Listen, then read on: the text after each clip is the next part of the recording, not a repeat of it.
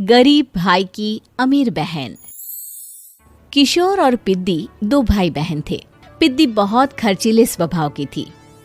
वो जितना कमाती अपने ऐशो आराम में पैसे उड़ा दिया करती।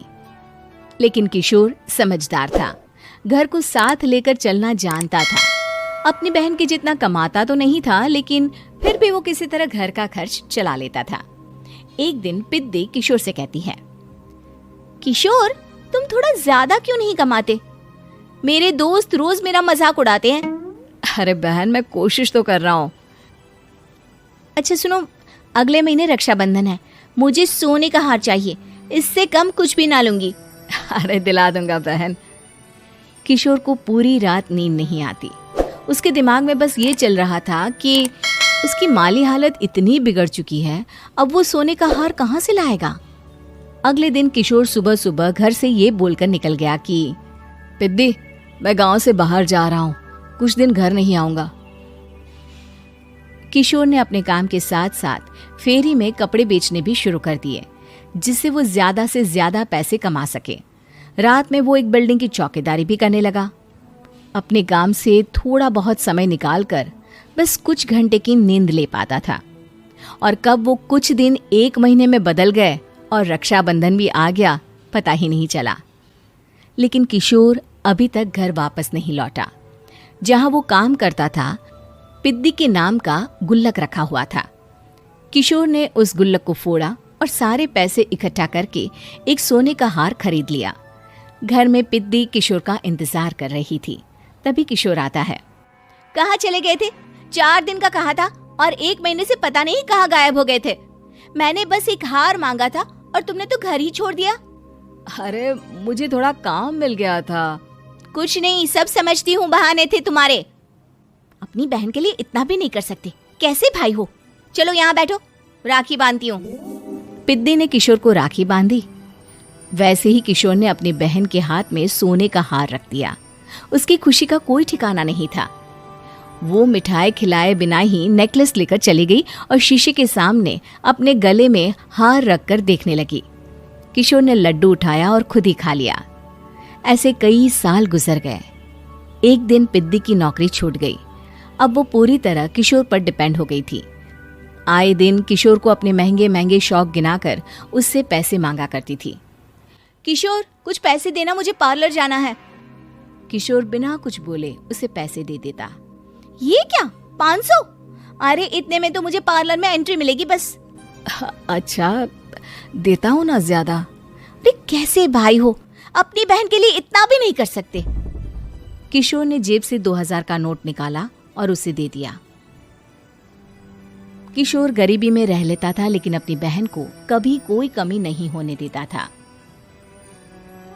बेटा, पिद्दी तुम्हारी बहन है, उसे कभी किसी चीज की कमी मत होने देना और उसका ध्यान रखना, क्योंकि भाई का फर्ज होता है अपनी बहन का ध्यान रखना। किशोर ने माँ की कही ये बात हमेशा के लिए याद कर ली थी। शायद माँ की इसी बात की वजह से किशोर पिद्दी की हर जिद पूरी करता चला आ रहा था। किशोर, आज मैं अपने दोस्तों के साथ पार्टी करने जा रही हूँ, मुझे कुछ पैसे दो ना। किशोर पिद्दी को समझाता है, लेकिन पिद्दी नाराज होकर चली गई और अपने कमरे में सुबक सुबक कर रोने लगी। किशोर अपनी जेब से कुछ पैसे निकालता है और पिद्दी को दे देता है। किशोर खुद कभी अच्छे कपड़े नहीं पहनता, लेकिन पिद्दी को राजकुमारी की तरह रखता। पिद्दी के जाने के बाद किशोर अपने काम पर निकल गया।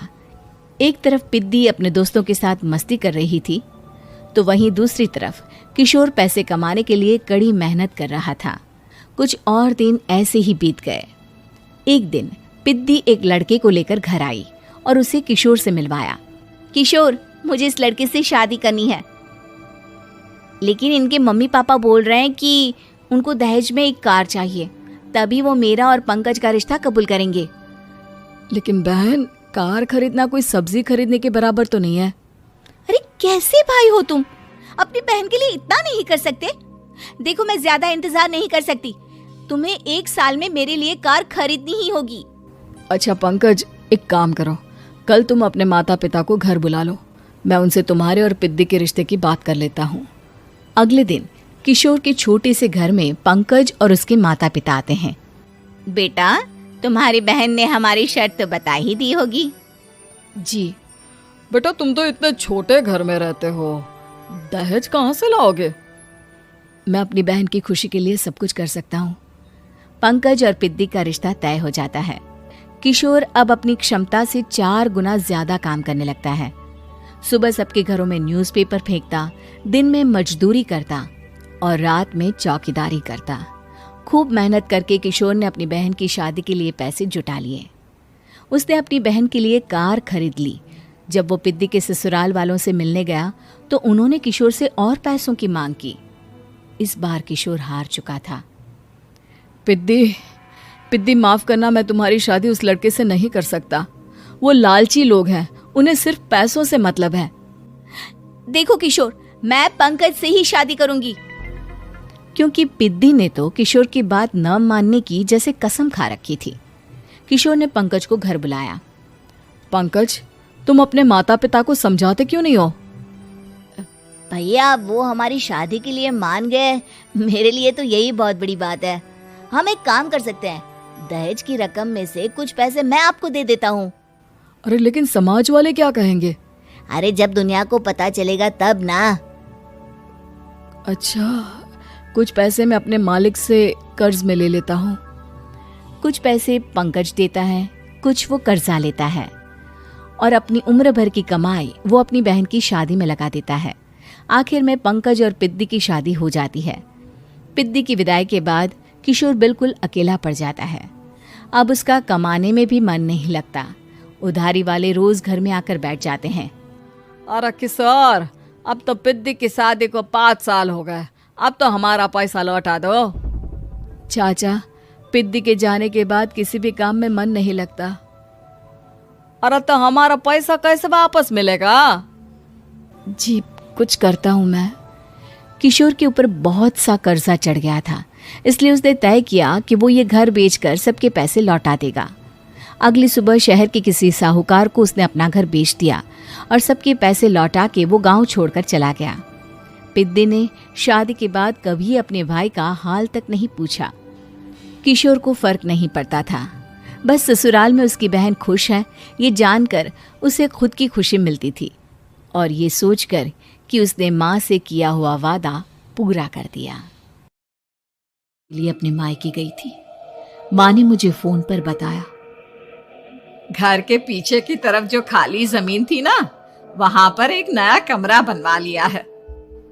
इतने सालों के बाद जैसे ही अपने घर में कदम रखा, कुछ अलग सा लगा। माँ, ये घर के पीछे की तरफ नया कमरा बनवाने की क्या जरूरत थी? अरे बेटा, घर के पीछे दूर दूर तक खाली जमीन है। तेरे पापा को कई दिनों से लग रहा था कि यहाँ पर एक कमरा बनवा लेंगे तो ताजा हवा मिल जाया करेगी।